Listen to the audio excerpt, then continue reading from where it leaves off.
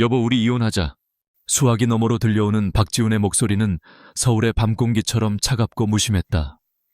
천둥 소리가 강원도의 낡은 기와지붕을 뒤흔드는 순간 그 한마디는 이서연의 세상에 내리꽂히는 낙노해와도 같았다. 비는 멎을 줄 모르고 창문을 때렸고 방 안에서는 어린 딸 하윤이가 불덩이 같은 몸으로 가쁜 숨을 몰아쉬고 있었다. 아이의 이마에서 흘러내린 식은땀이 서연의 심장을 얼어붙게 만들었다. 모든 것이 한꺼번에 무너져 내리고 있었다. 지붕에서는 빗물이 뚝뚝 떨어져 방바닥에 놓인 낡은 녹그릇 위로 고여들었고 그 소리는 마치 서연의 남은 생을 재는 초침 소리처럼 들렸다.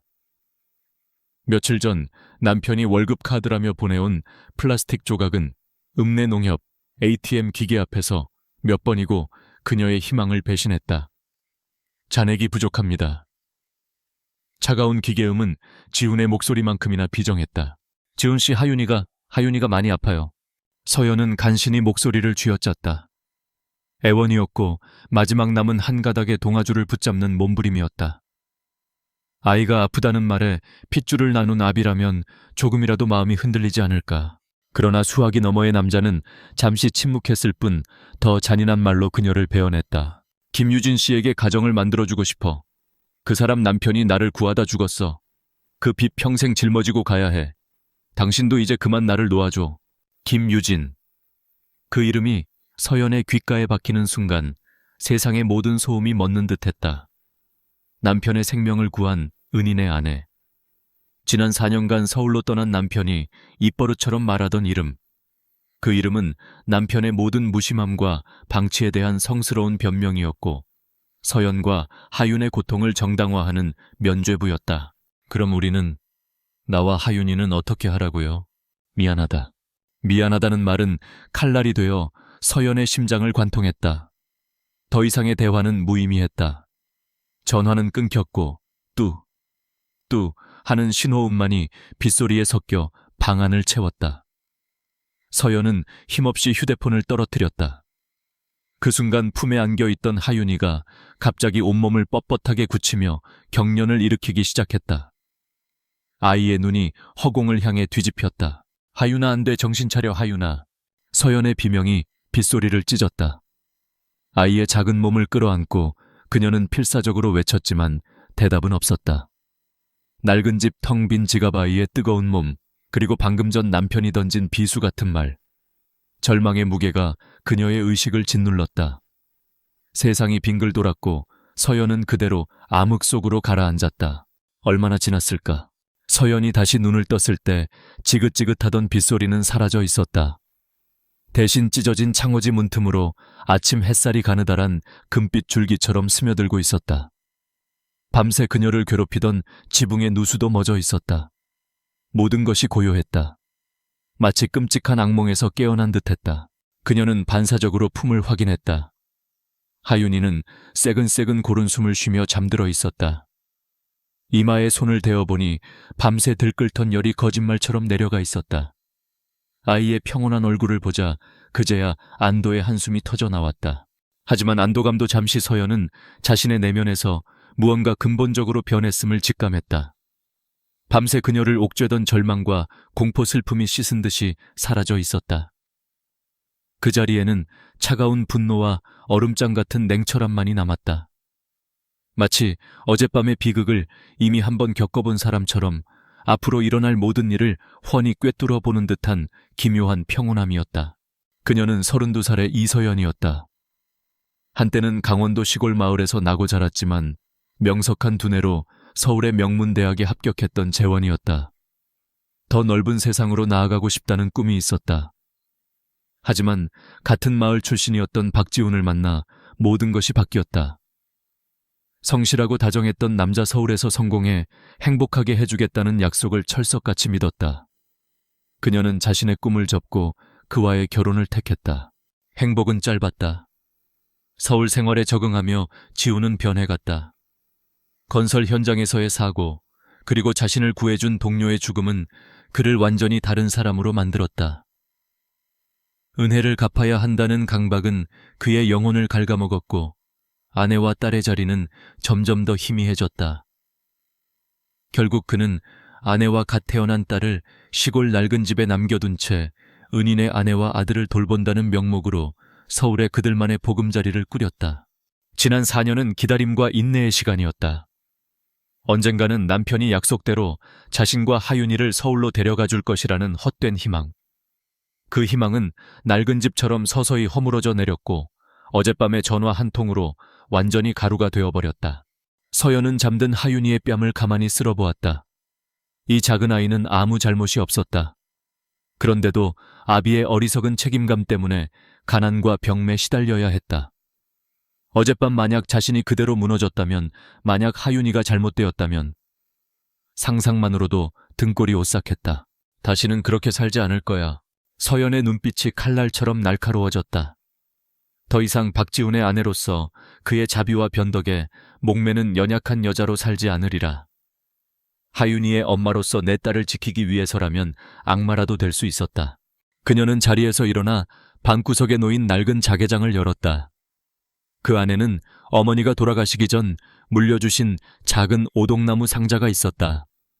상자 안에는 그녀가 시집 올 때 어머니가 마지막으로 쥐어주신 작은 순금 목걸이가 들어있었다. 지난 4년간 아무리 생활이 어려워도 차마 팔지 못했던 마지막 자존심이자 어머니의 유품이었다. 서연은 망설임 없이 목걸이를 손에 쥐었다. 차가운 금의 감촉이 그녀의 결심을 더욱 단단하게 만들었다. 이것은 더 이상 자존심이 아니었다. 이것은 복수를 위한 첫 번째 무기이자 딸과 자신의 새로운 삶을 위한 미천이었다. 하윤아, 엄마랑 서울 가자. 서연은 잠든 딸에게 속삭였다. 대호 이상 구걸하러 가는 게 아니야. 우리 것을 되찾으러 가는 거야. 창밖으로 보이는 하늘은 구름 한 점 없이 파랗고 눈이 시렸다. 그 파란 하늘 아래 한 여자의 지옥 같던 삶이 끝나고 새로운 이야기가 막 시작되고 있었다. 읍내 금은방의 낡은 저울 위에서 어머니의 순금 목걸이는 몇 번이나 무게를 증명해야 했다. 주인 남자는 돋보기 안경 너머로 의심스러운 눈초리를 보내며 서연의 행색을 훑었다. 그녀의 낡은 옷과 절박한 표정은 그에게 충분한 정보를 제공했을 것이다. 제값을 받지 못하리라는 것을 알았지만 서연은 흥정하지 않았다. 그녀에게 필요한 것은 정당한 대가가 아니라 서울로 가는 편도 기차표와 며칠을 버틸 최소한의 자금이었다. 손에 쥔 몇 장의 지폐는 종이장처럼 가벼웠지만 그 무게는 청은망은이었다. 어머니의 마지막 온기가 담긴 유품을 차가운 현금으로 맞바꾼 죄책감이 그녀의 어깨를 짓눌렀다. 하지만 하윤이의 작은 손을 잡는 순간 그 죄책감은 곧바로 단단한 갑옷이 되었다. 서울행 기차는 낯선 풍경들을 서연의 눈앞으로 쉴 새 없이 밀어냈다. 푸르던 논밭과 나지막한 산들은 어느새 잿빛 건물들로 바뀌어 있었다. 창밖을 내다보는 하윤이의 눈은 별처럼 반짝였다. 엄마, 저기 봐. 빌딩이 구름 속에 있어. 아이의 순진한 감탄사는 서연의 마음에 작은 파문을 일으켰다. 이 아이는 지금 자신의 아버지가 꾸며놓은 지옥의 입구로 향하고 있다는 사실을 까맣게 모르고 있었다. 서울역에 내렸을 때 거대한 인파와 소음이 모녀를 덮쳤다. 강원도 마을의 모든 사람을 합쳐도 이 광장의 인파에 미치지 못할 것 같았다. 서연은 하윤이의 손을 더욱 꽉 잡았다. 여기가 바로 남편을 삼키고 자신을 버린 도시였다. 그녀는 망설임 없이 강남행 지하철에 몸을 실었다.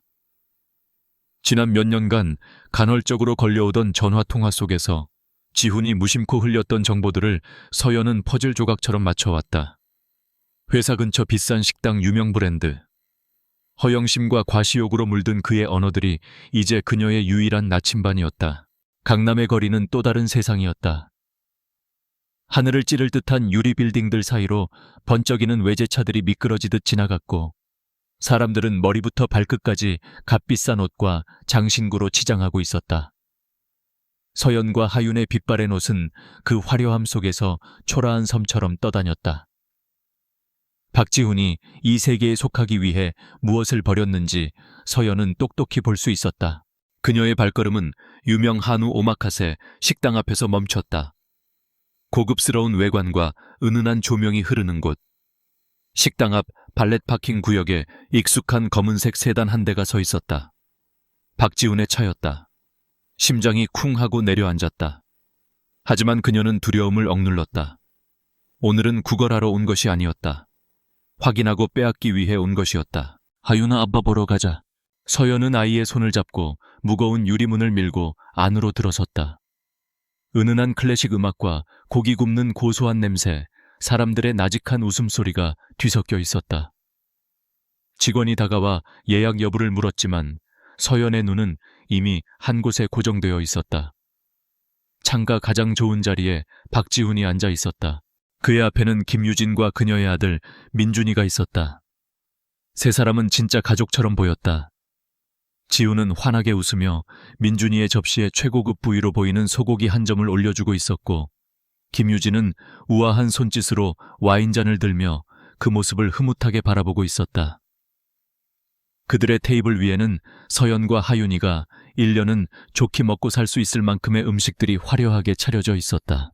그 광경은 날카로운 유리 조각이 되어 서연의 가슴을 후벼 팠다.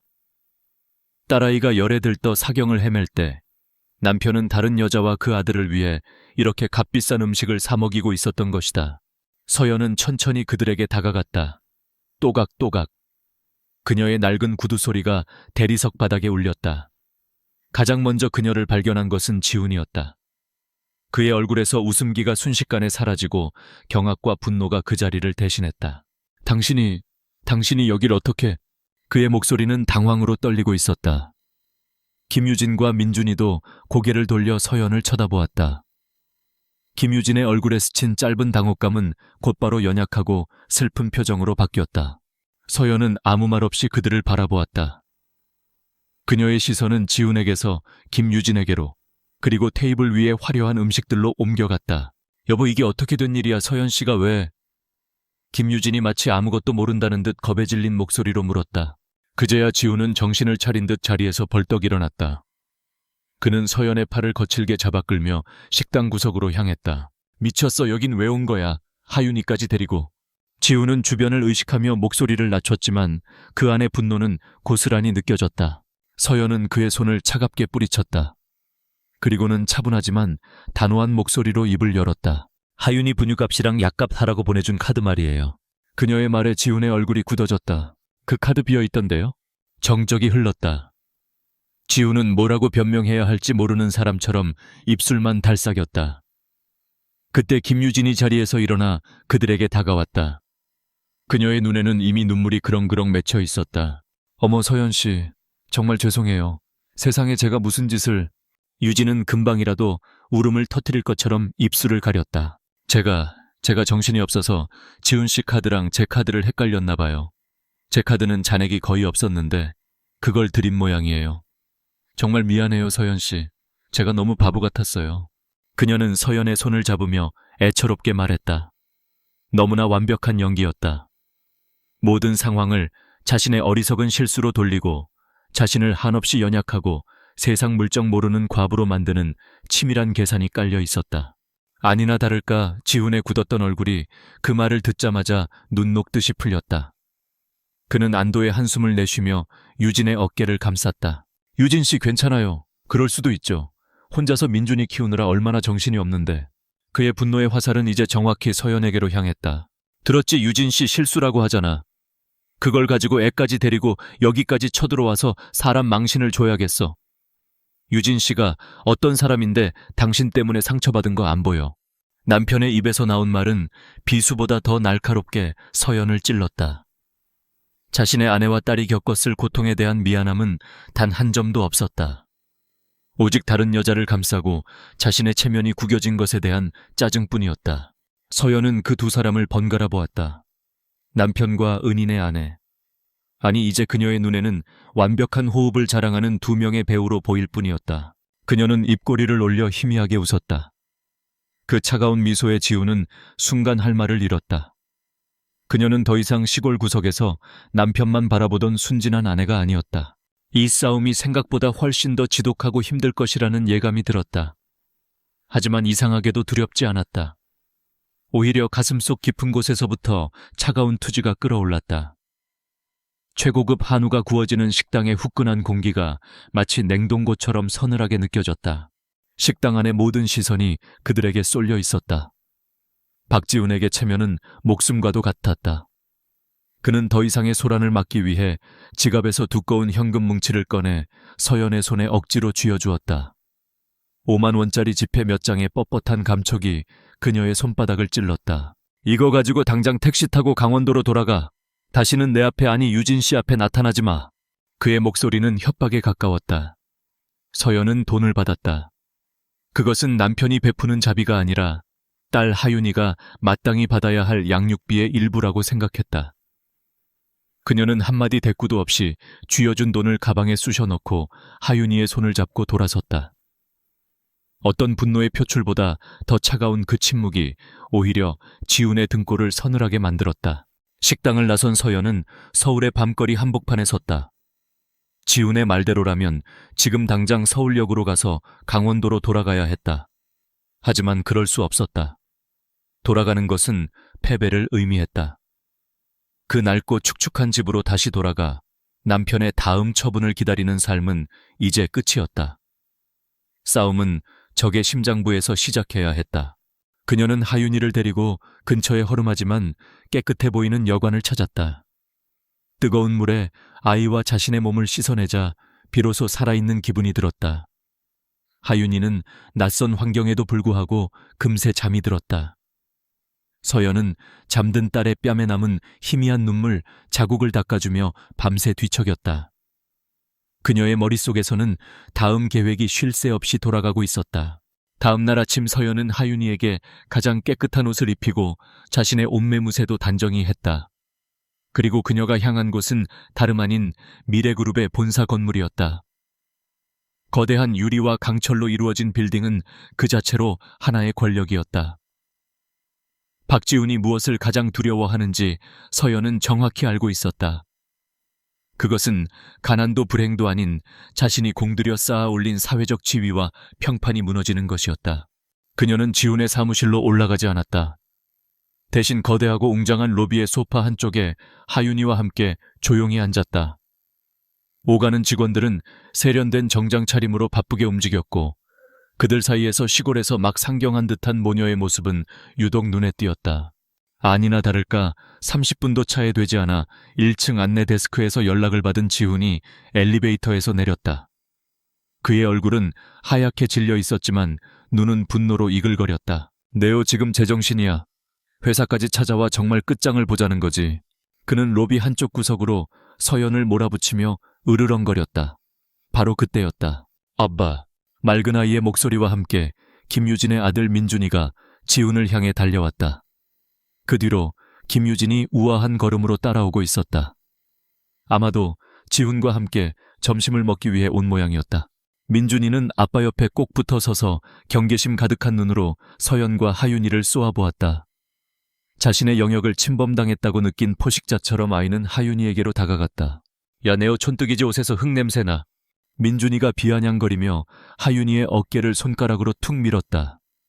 하윤이는 겁을 먹고 뒤로 주춤 물러섰다. 하지만 민준이의 아기는 거기서 그치지 않았다. 아이는 일부러 옆에 있던 대형 장식 화분에 발을 헛디디는 척하더니 그대로 바닥에 주저앉아 목청껏 울음을 터뜨렸다. 의왕 아빠 제가 나 밀었어. 저 촌뜨기가 나 밀었단 말이야. 모든 것은 순식간에 일어났다. 지훈은 단 1초의 망설임도 없이 민준이의 말을 믿었다. 어제 식당에서의 창피함 아내가 회사까지 찾아왔다는 모멸감, 이 모든 분노와 스트레스가 한꺼번에 폭발했다. 그는 돌아섰고 그의 이성은 완전히 마비되어 있었다. 그의 분노는 원인 제공자인 유진도 자기 자신도 아닌 가장 만만하고 약한 존재 자신의 딸에게로 향했다. 박하윤 너 이리 와. 당장 민준이 형한테 사과 못해. 지훈의 고함에 하윤이는 겁에 질려 파랗게 떨었다. 아이는 울음을 터뜨리며 고개를 저었다. 아니야, 내가 안 그랬어 아빠. 흐엉. 딸의 부정은 그의 분노에 기름을 부었다. 로비의 모든 사람들이 지켜보는 앞에서 지훈의 손이 허공을 갈랐다. 짝. 날카로운 파열음이 로비 전체에 울려 퍼졌다. 소리는 크지 않았지만 그 순간의 충격과 정적은 모든 것을 압도했다. 시간이 멈춘 듯했다. 사람들의 수군거림도 분주하던 발걸음도 모두 멎었다. 하윤이의 작은 얼굴에 붉은 손자국이 선명하게 떠올랐다. 아이는 맞는 순간 울음조차 터뜨리지 못하고 그저 충격과 공포에 질린 눈으로 아빠를 바라볼 뿐이었다. 서연은 그 자리에 얼어붙었다. 귀에서 윙 하는 이명이 들리는 듯했다. 그녀는 비명을 지르는 대신 로봇처럼 움직여 딸을 품에 안았다. 그제야 하윤이는 서러운 울음을 터뜨렸다. 공개적인 장소에서 딸의 뺨을 때렸다는 사실을 뒤늦게 깨달은 지우는 당황하기 시작했다. 그는 허둥지둥 지갑을 열어 안에 있던 5만 원권 지폐를 전부 꺼내 서연에게 쑤셔 넣었다. 어제보다 훨씬 더 두툼한 돈 뭉치였다. 이거 가지고 당장 꺼져. 다시는 내 눈앞에 나타나지 마. 그는 입막음하려는 듯 속삭이며 모녀를 밀쳐냈다. 그 모든 광경을 미래그룹의 가장 높은 곳, 회장실에서 한 남자가 지켜보고 있었다. 거대한 책상 위 모니터에는 로비의 CCTV 화면이 선명하게 떠 있었다. 강태환 회장이었다. 그는 서연이 로비에 들어서는 순간부터 모든 것을 지켜보고 있었다. 아이의 거짓말, 아비의 맹목적인 분노, 그리고 딸의 뺨을 때린 야만적인 폭력과 돈으로 모든 것을 무마하려는 비겁함까지. 이미 엄격하던 그의 얼굴이 얼음장처럼 차가워졌다. 그는 인터컴 수화기를 들었다. 김 비서, 지금 당장 박지훈 팀장의 가족관계에 대한 모든 것을 조사해. 모든 것 하나도 빠짐없이. 차가운 대리석 바닥의 로비에 서연은 흐느끼는 딸을 안고 우두커니 서 있었다. 손에는 남편이 던져준 입막음용 돈다발이 구겨진 채 들려 있었다. 뺨을 때린 소리는 하윤이의 얼굴뿐만 아니라 그녀의 영혼에도 깊은 낙인을 새겼다. 박지훈에 대한 마지막 남은 한 조각의 연민마저 그 소리와 함께 산산조각 났다. 이제 남은 것은 오직 복수뿐이었다. 미래그룹의 가장 높은 층 회장실의 공기는 언제나 차가웠다. 거대한 통유리 창밖으로 서울의 마천루들이 장난감처럼 펼쳐져 있었지만 강태환 회장의 시선은 책상 위 모니터에 고정되어 있었다. 화면 속에는 낡은 옷을 입은 여자와 그 품에 안겨 우는 아이의 모습이 정지된 그림처럼 박혀 있었다.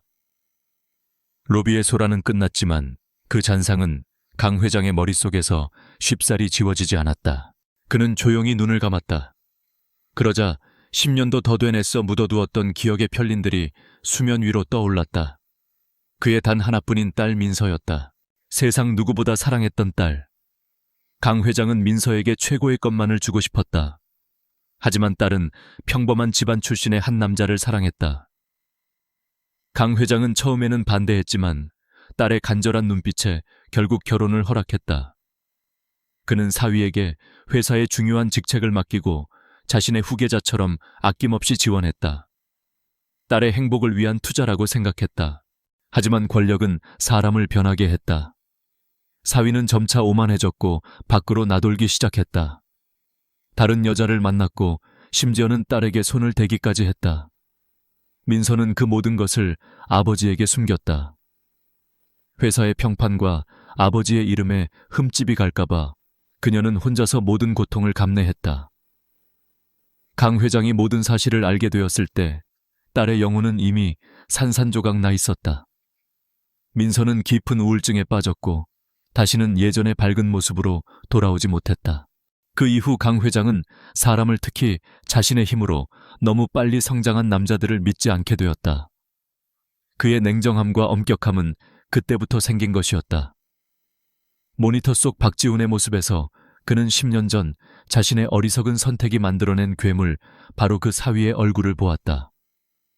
그리고 남편의 폭력과 기만 앞에서 속수무책으로 당하는 이서연의 모습에서는 고통을 숨기려 애쓰던 딸 민서의 그림자가 아른거렸다. 똑똑! 노크 소리와 함께 김 비서가 서류철을 들고 안으로 들어왔다. 회장님 지시하신 박지훈 팀장에 대한 자료입니다. 강 회장은 말없이 서류를 받아들었다. 한 장 한 장 넘어갈수록 그의 미간은 깊게 패였다. 서류의 내용은 그의 예상을 한치도 벗어나지 않았다. 박지훈은 아내와 어린 딸을 강원도의 폐가나 다름없는 집에 방치한 채 회사의 주택지원금으로 얻은 서울의 고급 아파트에서 김유진 모자와 동거하다시피 지내고 있었다. 그의 빠른 승진 뒤에는 은인을 보살피는 의리 있는 사나이라는 허울 좋은 평판과 그 평판을 이용한 교묘한 사내 정치가 있었다. 서류의 마지막 장에는 이서연의 신상 정보가 적혀 있었다. 서울 명문대 중퇴. 중퇴 사유는 결혼과 출산. 한때는 누구보다 빛나는 미래를 꿈꿨을 한 여자의 인생이 남자 하나 때문에 어떻게 꺾였는지 고스란히 드러나 있었다. 강 회장은 서류를 조용히 덮었다. 그는 결정을 내렸다. 과거를 되돌려 딸을 구할 수는 없다. 하지만 그는 이 낯선 여자에게, 자신의 딸과 꼭 닮은 강인한 눈빛을 가진 저 여자에게 싸울 기회를 줄 수는 있었다. 이것은 단순한 동정이 아니었다. 뒤틀린 것을 바로잡으려는 차가운 정의감이었고, 어쩌면 자기 자신을 향한 아주 작은 속죄일지도 몰랐다. 김비서, 예 회장님, 이서연 씨에게 연락하게. 돈이나 자선이 아니야. 미래그룹 재무팀 회계직 정식 면접을 제안한다고 전해. 그의 지시에 김비서의 얼굴에 의아한 빛이 스쳤다.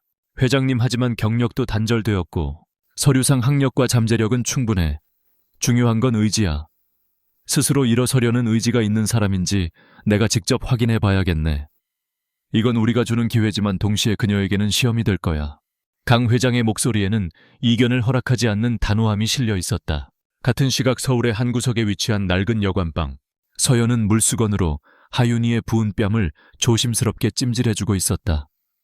아이는 지쳐 잠들었지만 잠결에도 이따금씩 몸을 움찔거리며 흐느꼈다. 그 모습은 서연의 심장을 갈갈이 찢어 놓았다. 분노와 절망이 뒤섞여 그녀를 집어삼킬 것 같았다. 그녀의 시선은 방구석에 놓인 돈다발로 향했다. 남편이라는 자가 딸의 뺨을 때리고 던져준 돈. 역겨움에 구토가 치밀었다. 이제 어떻게 해야 하나? 이 막막한 도시에서 어린 딸을 데리고 무엇을 할 수 있을까? 강원도로 돌아가봤자 기다리는 것은 아무것도 없다.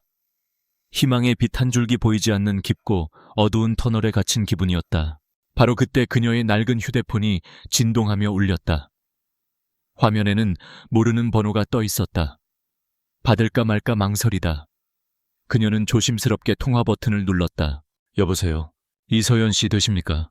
수화기 너머에서는 정중하고 사무적인 남자의 목소리가 들려왔다. 네, 그런데요. 미라이그룹 비서실의 김규현 실장입니다. 강태환 회장님의 지시로 연락드렸습니다. 미래그룹 회장님. 서연은 자신의 귀를 의심했다.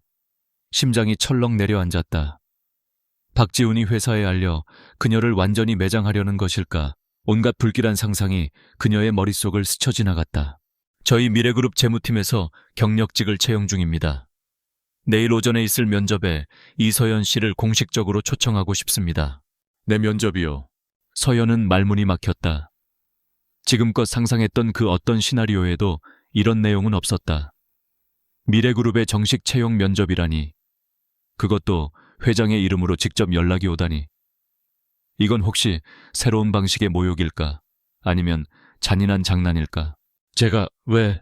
자세한 내용은 내일 직접 오셔서 확인하시는 것이 좋을 것 같습니다. 가능하시겠습니까? 김 비서의 목소리는 여전히 감정 한 점 없이 침착했다. 서연은 혼란스러웠다. 함정일지도 모른다. 하지만 지금 그녀에게는 선택의 여지가 없었다. 지푸라기라도 잡아야 했다. 어쩌면 이것은 이 끝없는 절망의 터널 속에서 비치는 단 하나의 빗줄기일지도 모른다. 서연은 깊게 숨을 들이마셨다. 목소리의 떨림을 감추려 애쓰며 대답했다. 네, 가겠습니다. 전화를 끊고 나서도 서연은 한참 동안 멍하니 허공을 응시했다. 믿을 수 없는 제안이었다. 하지만 절망의 잿더미 속에서 아주 작은 희망의 불씨가 피어오르고 있었다. 다음 날 아침 미래그룹 본사 빌딩은 어제와는 전혀 다른 의미로 서연을 압도했다. 어제는 넘을 수 없는 거대한 벽처럼 느껴졌다면 오늘 이 건물은 그녀가 반드시 정복해야 할 요새처럼 보였다. 그녀는 하윤이를 여관 주인에게 잠시 맡기고 낡았지만 가장 단정한 옷차림으로 약속된 면접 장소로 향했다. 재무팀 사무실은 긴장감이 감돌았다. 서연 외에도 대여섯 명의 지원자들이 딱딱한 표정으로 대기하고 있었다. 하나같이 명문대 출신의 해외 유학 경험, 화려한 경력을 자랑하는 듯한 세련된 차림새였다. 그들 사이에서 서연은 여전히 이질적인 존재였다. 그녀의 손에는 변변한 이력서 한 장 들려있지 않았다. 김 비서가 어젯밤 전화로 이력서는 필요 없다고 말했기 때문이었다. 이서연 씨 들어오시죠. 호명 소리에 그녀는 마른 침을 삼키고 면접실 안으로 들어섰다. 면접관은 3명이었다. 중앙에는 냉철한 인상의 인사팀장이 앉아 있었고 양옆으로 재무팀장과 실무진으로 보이는 인물들이 날카로운 눈으로 그녀를 훑었다. 이서연 씨, 최종 학력은 명문대 중퇴, 경력은 전무. 아이까지 있는 분이 저희 미래그룹 재무팀에 지원한 특별한 이유라도 있습니까? 인사팀장의 첫 질문은 노골적인 무시와 공격성을 담고 있었다. 예상했던 바였다.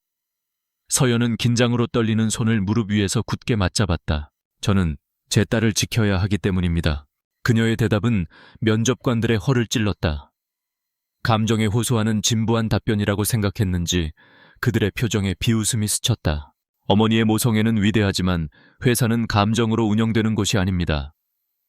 이서연 씨, 우리는 당신의 개인적인 사정보다 회사를 위해 어떤 기여를 할 수 있는지에 관심이 있습니다.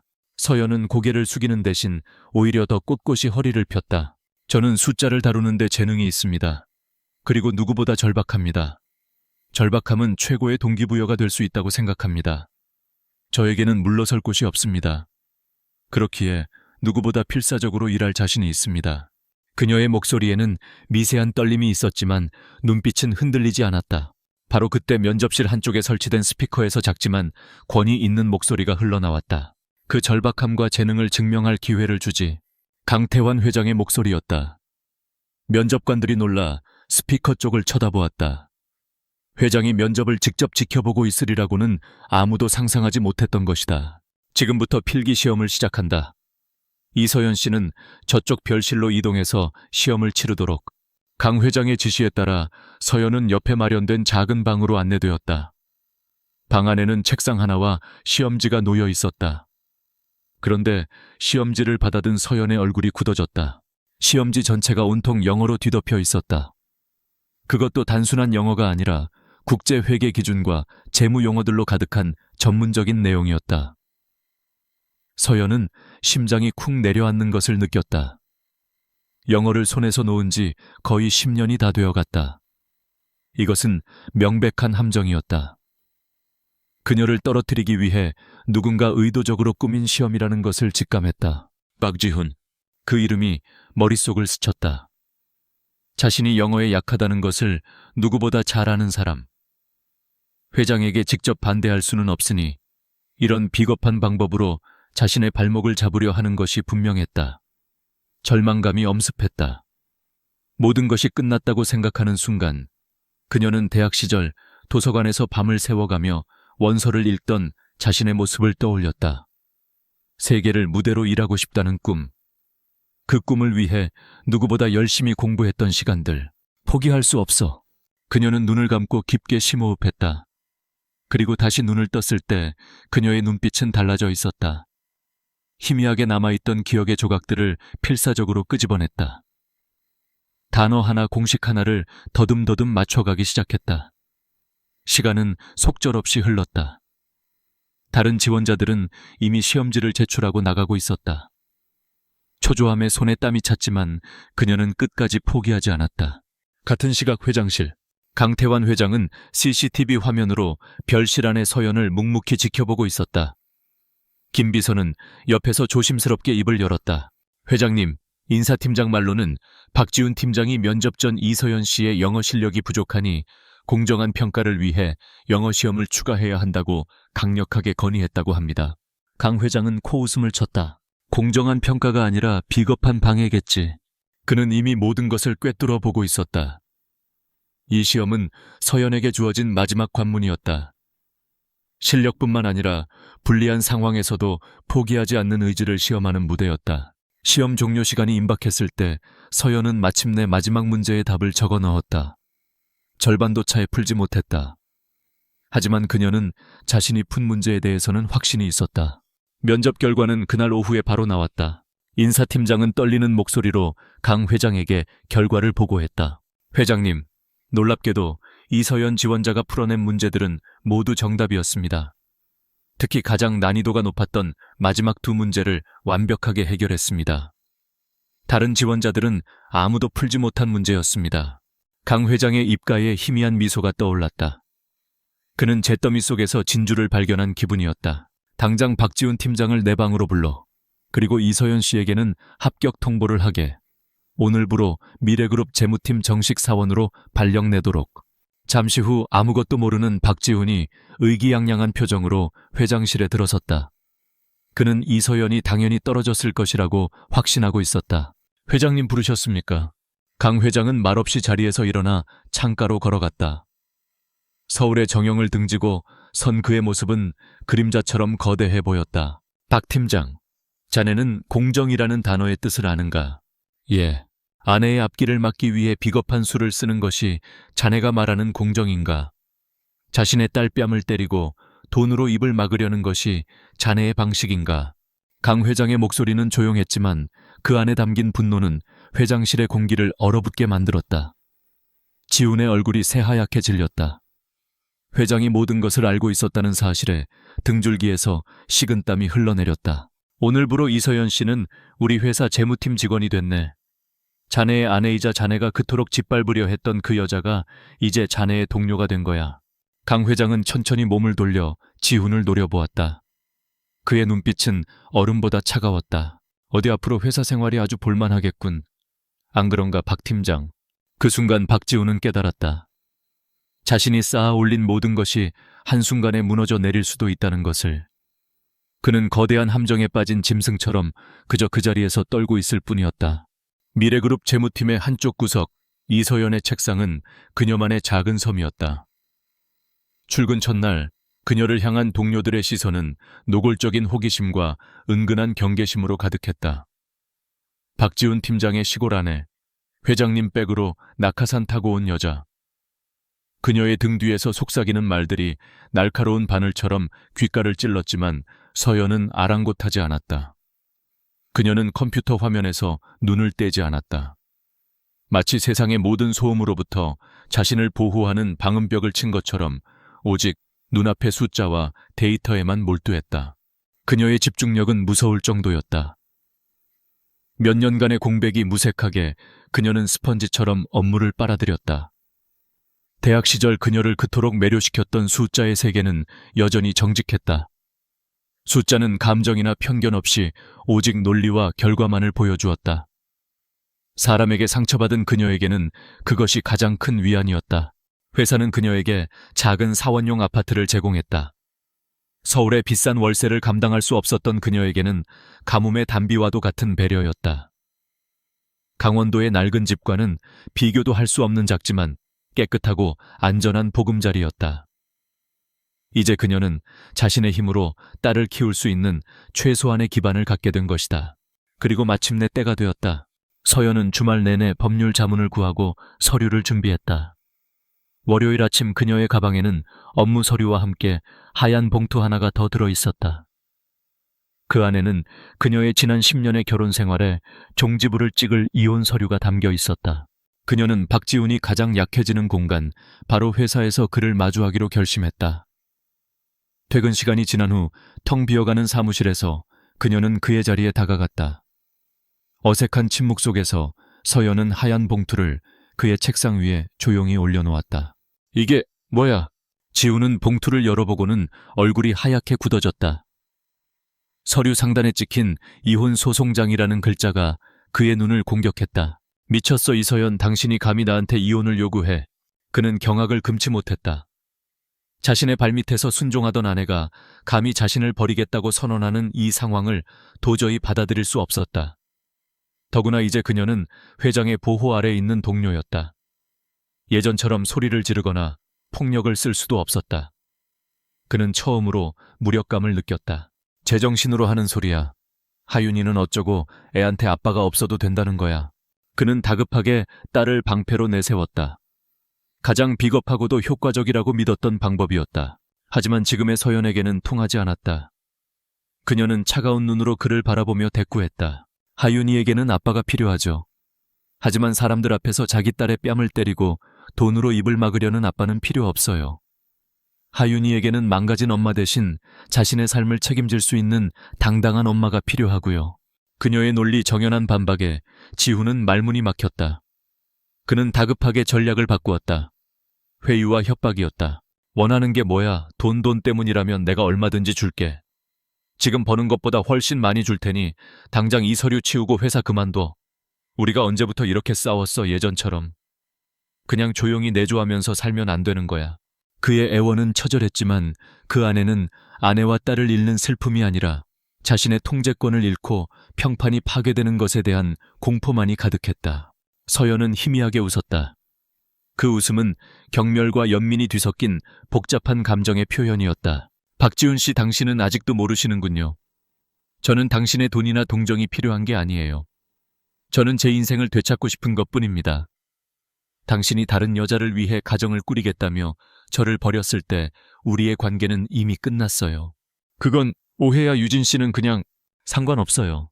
서연은 그의 말을 잘랐다. 당신이 그 여자와 어떤 관계든 이제 저와는 상관없는 일이에요. 다만 한 가지는 확실히 해두죠. 당신이 하윤이 아빠라는 사실은 변하지 않아요. 양육비는 법정에서 정해주는 대로 받겠습니다. 그 외에는 당신에게 바라는 것 아무것도 없습니다. 그녀는 마지막 말을 남기고 뒤돌아섰다. 남겨진 지우는 망연자실한 표정으로 찢어버리지도 그렇다고 받아들이지도 못하는 이혼 서류를 든 채 그 자리에 서 있었다. 자신이 알던 이서연은 완전히 죽어 사라지고 전혀 다른 낯선 괴물이 그 자리에 서 있는 것 같아 소름이 돋았다. 그날 저녁 서연과 하윤이는 작은 사원 아파트의 식탁에 마주 앉았다. 메뉴는 거창한 것이 아니었다. 따뜻한 밥과 김이 모락모락 나는 계란찜, 그리고 몇 가지 나물 반찬이 전부였다. 하지만 두 사람에게는 세상 그 어떤 진수성찬보다 더 행복한 저녁 식사였다. 엄마, 계란찜 진짜 맛있다. 하윤이는 작은 입으로 밥을 오물거리며 환하게 웃었다. 안정된 환경 속에서 아이는 빠르게 예전의 밝고 명랑한 모습을 되찾아가고 있었다. 서연은 딸의 모습을 바라보는 것만으로도 가슴이 벅차올랐다. 이것이 바로 그녀가 싸우는 이유였다. 식사를 마치고 서연은 창가에 서서 서울의 야경을 내려다보았다. 수많은 불빛들이 별처럼 반짝이고 있었다. 더 이상 이 도시는 남편을 삼켜버린 거대한 괴물처럼 느껴지지 않았다. 이제는 그녀와 딸이 새로운 삶을 일궈나갈 기회의 땅처럼 보였다. 처음으로 이 도시에 소속감을 느꼈다. 작은 탁자 위에는 그녀가 서명한 이혼 서류 사본이 놓여 있었다. 그것은 그녀의 해방을 알리는 증표이자 새로운 인생의 출사표였다. 서연은 조용히 미소 지었다. 상처는 깊었지만 그녀는 이제 괜찮았다. 혼자서도 아니 딸과 함께라면 무엇이든 해낼 수 있을 것 같았다. 미래그룹의 연례가족 행사인 패밀리데이는 늘 화창한 가을날에 열렸다. 경기도 외곽의 한 리조트를 통째로 빌려 진행되는 행사는 직원들과 그 가족들에게는 축제와도 같았다. 이서연은 처음에는 참석을 망설였다. 박지훈과 김유진을 마주칠 것이 뻔했기 때문이었다. 하지만 하윤이의 들뜬 얼굴을 보자 마음이 바뀌었다. 다른 아이들처럼 자신의 딸에게도 평범하고 행복한 하루를 선물해주고 싶었다. 행사장은 웃음소리와 활기로 가득했다. 서연은 하윤이의 손을 잡고 여러 가지 체험 부스를 돌았다. 솜사탕을 입가에 묻히고 행복해하는 딸의 모습을 보며 서연은 잠시나마 모든 시름을 잊을 수 있었다. 한쪽에서는 강태환 회장이 어린 아들의 손을 잡고 조용히 행사장을 둘러보고 있었다. 평소의 냉철한 모습과 달리 아들 앞에서는 평범한 아버지의 얼굴을 하고 있었다. 사건은 아이들이 가장 좋아하는 놀이터 구역에서 일어났다. 하윤이는 그네에 앉아 신나게 발을 구르고 있었다. 그때 민준이가 어슬렁거리며 그네 쪽으로 다가왔다. 그의 눈에는 하윤이의 밝은 웃음을 향한 노골적인 질투와 심술이 가득했다. 민준이는 주변을 한번 쓱 둘러보았다. 어른들의 시선이 다른 곳에 쏠린 틈을 타 그는 움직이는 그네 뒤로 다가가 힘껏 하윤이를 밀어버렸다. 약! 균형을 잃은 하윤이는 그대로 그네에서 떨어져 바닥에 머리를 부딪혔다. 아이의 울음소리가 행사장의 소음을 뚫고 날카롭게 울려 퍼졌다. 서연은 심장이 멎는 기분으로 딸에게 달려갔다. 하윤아, 괜찮아. 그녀가 피가 배어나오는 딸의 이마를 감싸 안았을 때 박지훈과 김유진도 소리를 듣고 달려왔다. 서연이 무슨 일이냐고 묻기도 전에 김유진이 먼저 선수를 쳤다. 그녀는 민준이를 자신의 등 뒤로 숨기며 과장된 목소리로 외쳤다. 어머나 세상에, 서연 씨 애를 어떻게 받기에 이렇게 다치게 해요. 민준이는 절대 그럴 애가 아니에요. 혼자 놀다 넘어진 게 분명해요. 박지훈도 기다렸다는 듯이 거들었다. 당신 정말 애 하나 제대로 못 봐. 왜 애꿎은 민준이를 의심하고. 그래, 조심성 없게 애를 다치게 해놓고 어딜 남 탓이야. 두 사람은 완벽한 호흡으로 서연을 부주의하고 남 탓만 하는 이상한 엄마로 몰아갔다. 주변에 있던 직원들이 수군거리기 시작했다. 또 저 여자야 하는 듯한 눈초리들이 서연에게 비수처럼 날아와 박혔다. 서연은 입술을 깨물었다. 또다시 이런 상황에 부딪히자 분노가 치밀었지만 그녀는 울고 있는 딸을 더 꼭 안아줄 뿐이었다. 증거가 없는 상황에서 그녀의 말은 변명으로밖에 들리지 않을 터였다. 바로 그때 예상치 못한 증인들이 나타났다. 가장 먼저 입을 연 것은 근처 모래밭에서 놀고 있던 강태환 회장의 아들 아니었다. 아는 조용히 다가와 작은 손가락으로 민준이를 가리키며 또렷하게 말했다. 아니에요. 저 형아가 밀었어요. 제가 봤어요. 아이의 순수한 목소리는 그 어떤 어른의 증언보다 힘이 있었다. 김유진과 박지훈의 얼굴이 순간 굳어졌다. 어머 얘야, 뭘 잘못 봤겠지. 민준이 형아는 착해서 동생 안 밀어. 유진이 애써 웃으며 상황을 무마하려 했지만 또 다른 목소리가 그녀의 말을 가로막았다. 저도 봤습니다. 근처에서 빗자루질을 하던 리조트의 환경미화원이었다. 그는 곤란한 표정으로 입을 열었다. 제가 저쪽에서 청소하고 있었는데 저 남자아이가 그네를 밀어서 여자아이가 떨어지는 걸 똑똑히 봤습니다. 일부러 그러는 것 같던데요. 2명의 중립적인 증인. 심지어 1명은 회장의 아들이었다. 상황은 급반전되었다. 사람들의 수군거림의 방향이 바뀌었다. 이제 의심과 경멸의 시선은 서연이 아닌 김유진과 박지훈을 향하고 있었다. 김유진의 얼굴에서 핏기가 가셨다. 그녀의 완벽하게 계산된 연약한 과부의 가면이 사람들 앞에서 산산조각 나고 있었다. 그녀는 다급하게 말을 바꿨다. 민준이가 아직 어려서 장난이 심해서 고의는 아니었을 거예요. 죄송합니다. 하지만 이미 늦었다. 그녀의 신뢰는 바닥에 떨어졌다. 그때까지 조용히 모든 것을 지켜보던 강태환 회장이 천천히 다가왔다. 그의 등장만으로도 주변의 모든 소음이 멎었다. 그는 목소리를 높이지 않았다. 그저 차갑고 무거운 눈으로 박지훈을 바라보며 나직하게 말했다. 막 팀장, 예 회장님. 자식의 실수는 부모가 가르치면 되는 일이야. 하지만 그 실수를 덮기 위해 여러 사람 앞에서 거짓말을 하고 남을 모함하는 것은 전혀 다른 문제지. 그건 인성의 근본적인 결함을 보여주는 것이니까. 강 회장의 공개적인 질책은 그 어떤 고함보다 파괴적이었다. 박지훈의 얼굴은 하얗게 그리고 붉게 달아오르기를 반복했다. 강 회장은 곁에 있던 김 비서에게 주변 사람들이 모두 들을 수 있을 만큼의 크기로 조용히 지시했다. 박지훈 팀장의 직책을 재조정하도록 하게. 정직함이 요구되는 리더의 자리에 더 이상 어울리지 않는 것 같군.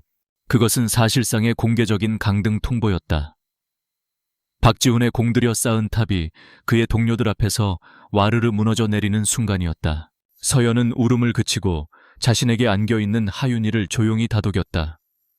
그녀는 굴욕감에 고개를 숙인 박지훈과 필사적으로 표정을 관리하려 애쓰지만 파르르 떨리는 입술을 감추지 못하는 김유진을 건너다 보았다. 이상하게도 분노나 통쾌함 대신 아주 먼 거리감이 느껴지는 연민이 스쳐 지나갔다. 저들은 자신들이 만든 거짓말의 거미줄에 스스로 갇혀버렸지만 자신은 이제 마침내 자유를 향해 나아가고 있었다. 멀리서 강태환 회장이 그녀를 향해 아주 희미하게 하지만 분명한 격려와 인정을 담아 고개를 끄덕여 보였다. 그것은 그녀의 강인함과 정직함에 대한 무언의 찬사였다. 가족 행사가 끝나고 박지훈의 추락은 공식화되었다. 그는 팀장이라는 직함을 잃고 평사원으로 강등되었다. 한때 그를 따르던 팀원들은 이제 그를 대놓고 무시하거나 경멸이 섞인 동정을 보냈다. 월급은 대폭 삭감되었고 그가 누리던 모든 특권은 사라졌다. 추락은 생각보다 훨씬 더 빠르고 비참했다. 가장 먼저 변한 것은 김유진이었다. 재정적인 압박이 시작되자 그녀의 다정하고 연약한 가면은 속절없이 벗겨졌다. 그녀는 더 이상 지훈을 위해 아침을 차리지 않았고 그의 지친 어깨를 다독여주지도 않았다. 대신 짜증과 원망 섞인 잔소리가 그 자리를 채웠다. 이게 다 당신 때문이야. 그 여자 하나 제대로 처리 못해서 이 꼴이 된 거 아니냐고. 민준이 학원비 다음 주까지 내야 하는 거 알아요. 당신 월급으로는 이제 어림도 없어. 그녀의 입에서 쏟아지는 말들은 지훈의 마지막 남은 자존심마저 갈갈이 찢어놓았다. 그는 술에 의지하는 날이 많아졌다. 한때 자신을 구원해준 천사라고 믿었던 여자가 이제는 그의 숨통을 조이는 악마처럼 느껴졌다.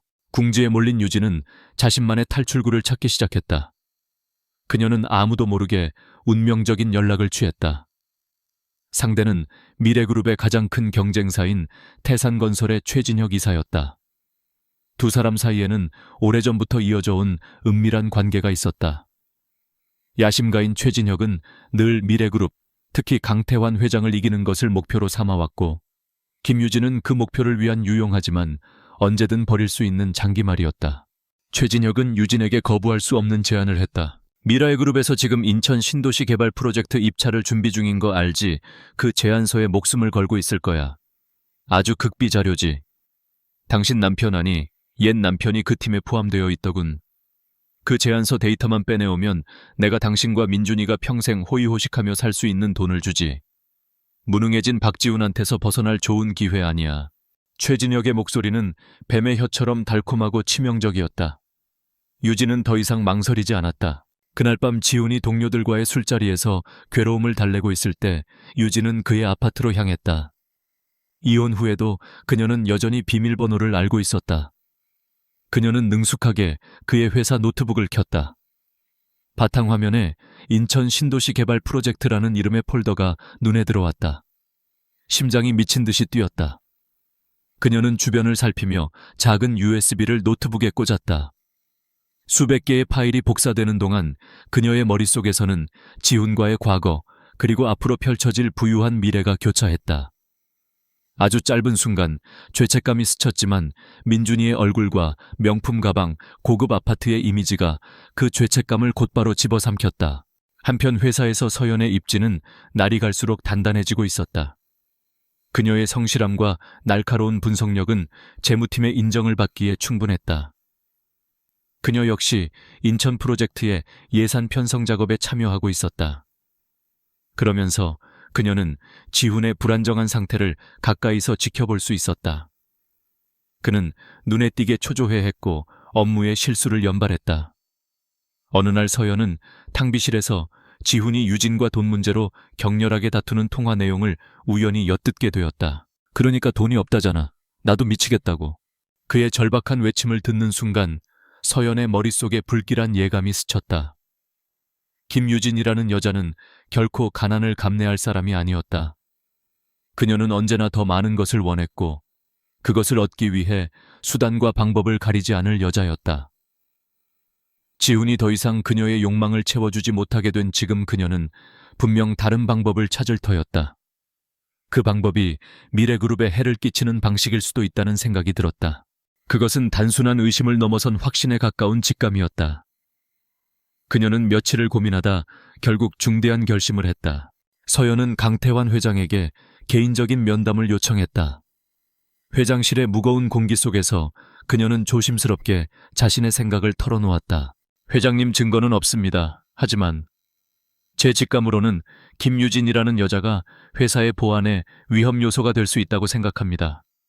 박지훈 씨의 강등으로 인해 재정적인 압박을 받고 있을 것이고 그 절박함이 어떤 결과를 낳을지 모릅니다. 특히 지금처럼 중요한 프로젝트를 앞둔 시점에서는요. 강 회장은 말없이 서연을 응시했다. 그녀의 눈에는 사적인 감정이 아니라 회사의 안위를 걱정하는 직원의 진심이 담겨 있었다. 그리고 그녀의 우려는 늘 최악의 상황을 염두에 두는 자신의 경영 방식과 정확히 일치했다. 그는 그녀의 직감을 무시하지 않았다. 오히려 이것을 역이용할 기회로 보았다. 알겠네. 강 회장은 짧게 대답했다. 그리고는 프로젝트 핵심팀과 서연을 비밀리에 소집했다. 지금부터 플랜 B를 가동한다. 진짜 제안서는 오프라인으로만 작업하고 철저히 보안을 유지한다. 대신 아주 그럴듯하지만 결정적인 결함을 가진 가짜 제안서를 하나 더 만들도록, 그리고 그 가짜 데이터를 회사 서버와 박지훈 씨의 노트북에 남겨두도록 하게. 그의 지시는 차갑고 신속했다. 거대한 덫이 조용히 놓이기 시작했다. 그날 밤 유진은 자신의 손에 든 작은 USB를 내려다보며 승리의 미소를 지었다. 자신의 미래를 보장해줄 황금 열쇠라고 믿어 의심치 않았다. 그녀는 최진혁에게 짧은 메시지를 보냈다. 손에 넣었어요. 그녀는 자신이 얼마나 완벽하게 놓인 덫으로 제 발로 걸어 들어갔는지, 그리고 그 덫을 놓는데 자신이 그토록 경멸하던 이서연의 직감이 결정적인 역할을 했다는 사실을 까맣게 모르고 있었다. 인천 신도시 개발 프로젝트 입찰 발표 현장은 보이지 않는 전쟁터였다. 수많은 카메라 플래시와 기자들의 웅성거림 속에서 미래그룹과 태산건설의 임원들은 팽팽한 긴장감 속에 마주 앉아 있었다. 태산건설 측 좌석에는 최진혁 이사의 옆자리에 보란듯이 화려하게 차려입은 김유진이 앉아 있었다. 그녀는 승자의 여유를 만끽하며 미래그룹 쪽 특히 초라한 모습으로 앉아있는 박지훈과 그 옆에 이서연을 경멸 어린 시선으로 훑어보았다. 최진혁 이사가 먼저 프레젠테이션을 시작했다. 그의 발표는 자신감으로 가득 차 있었다. 스크린에는 미래그룹의 내부 자료 없이는 도저히 알 수 없는 세부적인 데이터와 분석들이 화려하게 펼쳐졌다. 좌중이 술렁였다. 태산건설의 준비가 이토록 철저하리라고는 아무도 예상하지 못했다. 박지훈은 창백한 얼굴로 스크린을 바라보았다. 저 데이터들은 분명 자신의 노트북에 있던 것들이었다. 그는 그제야 모든 것을 깨달았다. 유진이 자신을 배신했을 뿐만 아니라 회사 전체를 나락으로 빠뜨리려 했다는 것을. 최진혁은 승리를 확신하며 발표를 마쳤다. 그는 의기양양하게 강태환 회장을 바라보았다. 이제 미래그룹이 어떤 제안을 내놓든 자신들의 것보다 초라해 보일 것이 분명했다. 다음은 미래그룹의 차례였다. 단상에 오른 사람은 의외로 이서연이었다. 그녀는 재무 분석 담당자로서 차분하지만 힘있는 목소리로 발표를 시작했다. 저희 미래그룹은 이번 프로젝트를 위해 총 5천억 원의 예산을 책정했습니다. 그녀의 첫마디에 장내가 다시 한번 술렁겼다. 태산건설이 제안한 금액보다 무려 1천억 원이나 많은 액수였다. 최진혁의 얼굴에서 웃음기가 사라졌다. 서연의 발표는 계속되었다. 그녀가 제시하는 프로젝트 계획은 태산건설의 것과 전체적인 틀은 비슷했지만 모든 면에서 한 수 위였다. 더 혁신적인 친환경 설계지역 사회화의 상생을 위한 구체적인 프로그램, 그리고 무엇보다도 안정적인 자금 조달 계획까지. 마치 태산건설의 제안서를 미리 보고 그 모든 약점을 보완하고 뛰어넘기 위해 만들어진 것처럼 완벽했다. 최종 심사 결과는 모두의 예상대로였다. 프로젝트는 미래그룹에게 돌아갔다. 최진혁은 자리에서 벌떡 일어났다. 그는 믿을 수 없다는 듯 소리쳤다. 말도 안 돼. 이건 사기야. 우리 제안서 내용을 훔쳐본 게 틀림없어. 그의 분노에 찬 외침에 강태환 회장이 마이크를 잡았다. 초회 이사 흥분하지 말게. 우리가 자네 회사 제안서를 훔쳐본 게 아니라 자네가 우리 회사에 미끼를 문 것뿐이니까. 강 회장의 말에 최진혁의 얼굴이 잿빛으로 변했다. 아마 자네가 입수한 우리 제안서는 총 예산 3천억 원에 몇 가지 치명적인 설계 결함을 포함하고 있었을 텐데. 안 그런가? 모든 것이 명백해졌다. 최진혁과 김유진은 완벽하게 함정에 빠졌던 것이다. 그들이 훔친 데이터는 미래그룹이 의도적으로 흘린 가짜 정보였고, 그들은 그 가짜 정보를 기반으로 제안서를 만들었으니 진짜 제안서를 이길 리가 만무했다. 모든 스포트라이트가 최진혁과 김유진에게 쏠렸다. 산업 스파이 행각이 만천에 드러나는 순간이었다. 최진혁은 더 이상 아무 말도 하지 못하고 그 자리에 주저앉았다. 김유진은 사색이 되어 그를 바라보았지만 최진혁은 그녀를 벌레 보듯 쳐다보며 경멸적으로 내뱉었다. 매ong청한 여자, 너 때문에 모든 걸 망쳤어. 당장 내 눈앞에서 꺼져. 버림받은 유진은 망연자실한 표정으로 그 자리에 서 있었다. 그녀의 화려했던 옷과 화장이 처참하게 무너져 내리는 그녀의 모습과 기묘한 대조를 이루었다. 그녀의 시선은 마지막 동아줄이라도 잡으려는 듯 박지훈에게로 향했다. 지훈 씨, 나 좀 도와줘요. 하지만 박지훈은 그녀를 외면했다. 그의 눈에는 경멸과 자기 혐오, 그리고 뒤늦은 후회만이 가득했다. 그는 자신이 사랑하고 믿었던 모든 것이 거짓과 배신으로 이루어진 신기루였음을 깨달았다. 그는 자신의 어리석음으로 아내와 딸, 직장과 명예, 그리고 마지막으로 믿었던 여자까지 인생의 모든 것을 잃어버렸다. 입찰 현장의 소란 속에서 서연은 조용히 단상에서 내려왔다. 그녀는 승리의 기쁨에 도취하는 대신 무너져 내리는 세 사람을 담담한 눈으로 바라보았다. 그들의 몰락은 결국 스스로의 탐욕과 거짓이 불러온 필연적인 결과였다. 그녀는 복수를 원했지만 막상 그들의 비참한 최후를 목격하자 마음속에 남은 것은 통쾌함이 아니라 깊은 허무함과 인생에 대한 서글픈 연민이었다. 전쟁은 끝났다. 그녀는 이 지긋지긋한 싸움에서 마침내 승리했다. 하지만 진정한 평화는 아직 찾아오지 않았다. 그녀는 이제 과거의 상처를 치유하고 딸과 함께 온전히 새로운 삶을 시작해야 했다. 몇 달의 시간이 흘렀다. 서울의 계절이 바뀌는 동안 많은 것들이 제자리를 찾거나 혹은 영원히 잃어버렸다. 미래그룹에서 해고당한 박지훈의 평판은 바닥으로 떨어졌다. 입찰 비리에 연루된 배신자의 아내를 둔 무능한 남자. 그 꼬리표는 그가 서울의 어느 곳에 이력서를 내밀든 그를 따라다녔다. 그는 결국 재취업에 실패했고 술과 절망 속에서 망가져갔다. 어느 주말 오후 그는 이서연의 사원 아파트 앞에 나타났다. 몇 달 사이에 그는 완전히 다른 사람이 되어 있었다. 구겨진 옷, 덥수룩한 수염, 공허하고 핏발 선눈. 그의 손에는 어디서 샀는지 모를 이미 시들기 시작한 작은 꽃다발이 들려 있었다. 아파트 현관에서 나오는 서연과 마주친 그는 비참한 표정으로 그녀의 앞을 막아섰다. 서연아. 그가 부르는 이름은 이제 너무나 낯설게 들렸다. 내가 다 잘못했어. 내가 눈이 멀었었어. 그 여자한테 속아서 어리석은 의무감에 사로잡혀서 너와 하윤이에게 씻을 수 없는 상처를 줬어. 제발 한 번만 더 기회를 주면 안 될까? 우리 다시 시작하자. 하윤이를 위해서라도. 그는 과거에 그랬던 것처럼 또다시 딸을 들먹였다. 하지만 그의 목소리에는 예전의 오만함 대신 처절한 애원만이 담겨 있었다. 서연은 말없이 그를 바라보았다. 그의 망가진 모습에 마음 한구석이 아팠지만 그것은 더 이상 사랑이나 미련이 아니었다. 한때 자신의 세상 전부였던 한 남자가 스스로를 파괴하는 모습을 보는 것에 대한 인간적인 연민일 뿐이었다. 그녀는 증오도 분노도 느끼지 않았다. 그 모든 격렬한 감정들은 이미 오래전에 그녀를 떠나갔다. 그녀는 이제 그를 온전히 과거의 한 부분으로 바라볼 수 있었다. 지훈 씨. 서연은 의도적으로 거리를 두는 호칭을 사용했다. 너무 늦었어요. 당신이 찾고 있는 사람, 강원도 낡은 집에서 당신만을 기다리던 그 이서연이라는 여자는 이제 이 세상에 없어요. 당신이 직접 죽였으니까요. 그녀의 목소리는 잔잔했지만 그 안에 담긴 진실은 그 어떤 비난보다 더 날카롭게 지훈의 가슴을 찔렀다. 당신이 잘 살기를 바라요. 하지만 우리의 길은 이제 완전히 달라요. 하윤이는 제가 잘 키울 겁니다. 그러니 더 이상 우리를 찾아오지 마세요. 서연은 가볍게 고개를 숙여 보이고는 그의 곁을 지나쳐갔다. 그녀는 뒤돌아보지 않았다. 홀로 남겨진 지훈은 시든 꽃다발을 손에 든 채 멀어져가는 그녀의 뒷모습을 망연히 바라보다 그 자리에 주저앉아 오열했다. 그의 울음소리는 더 이상 그녀의 세상에 닿지 않았다. 서연과 하윤이의 작은 아파트에는 따스한 주말 햇살이 가득했다. 하윤이는 거실 바닥에 앉아 크레파스로 그림을 그리고 있었다.